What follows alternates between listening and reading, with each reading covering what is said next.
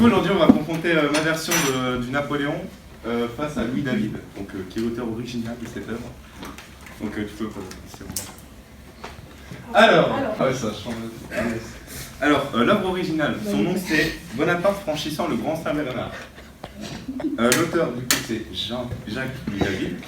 Elle a été créée en 1801-1805, donc c'est pendant le règne de Napoléon Bonaparte. Les dimensions sont de 2,6 mètres et 2,21 mètres, donc c'est quand même assez énorme. C'est le château de Malmaison. C'est une huile sur toile. Et le mouvement, c'est du néoclassique. Ensuite. L'œuvre originale. Attends, pourquoi il y a ce que pas original, donc mon œuvre. Le titre c'est Bonaparte le bien logé. Pourquoi il y a ce que c'est donc du Hugo, donc on le présente ici. La date était faite en 2022, très récemment.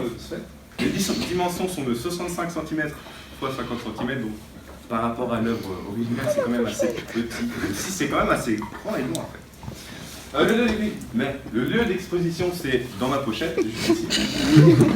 Le crayon que j'ai fait avec des crayons de couleur sur une feuille un peu beaucoup cartonnée. Tu peux passer, s'il te plaît. Alors, c'est un portrait équestre.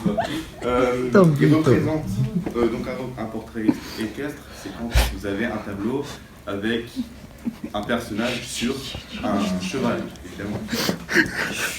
Donc ça représente Napoléon Bonaparte, le consul, que à ce moment-là il est consul, il ne s'est pas encore proclamé empereur. Napoléon est représenté lors du franchissement du col du Grand Saint-Bernard. Comme on peut le voir, assez grand. Ah oui, je vous ai aussi mis un exemple de portrait équestre ici, un autre Napoléon, mais un autre. C'est bien, alors, je laisse continuer. Ça marque le début de la seconde campagne d'Italie, comme vous pouvez le voir.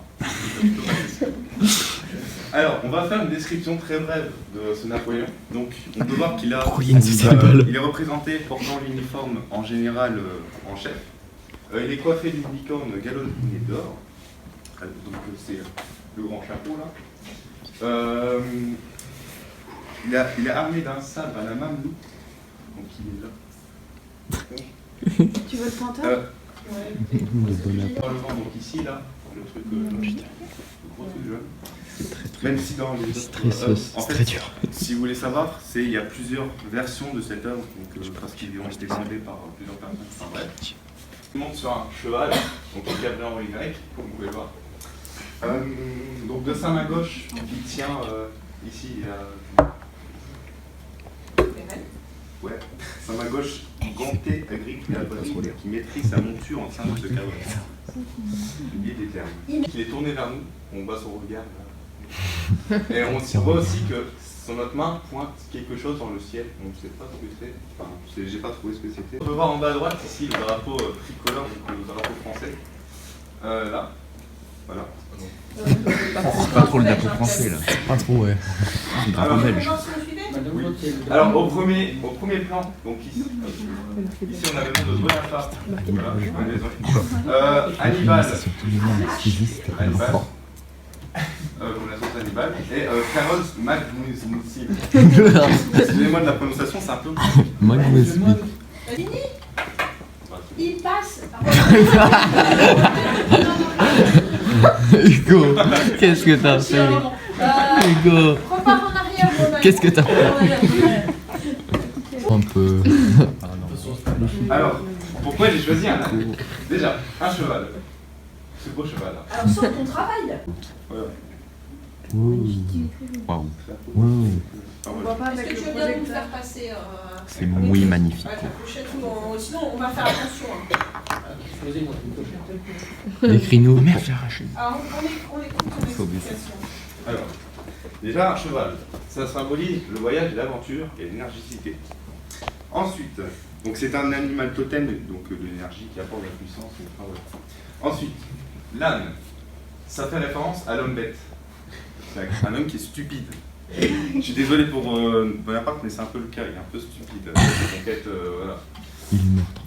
Tu peux passer s'il te plaît.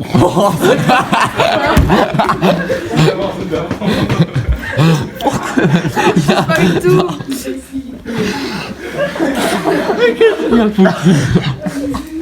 C'est qui va s'être Ah, engagé? non, si on sait, Napoléon avait acquis le statut d'empereur, c'était pas vraiment mal.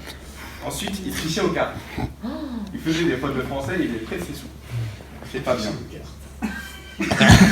Donc ce sont les défauts de Napoléon, donc c'est pour ça que j'ai voulu le dénigrer, parce que c'est un homme stupide à cause de ça. Donc, c'est un barbare, c'est un tyran, et c'est un dictateur. D'accord.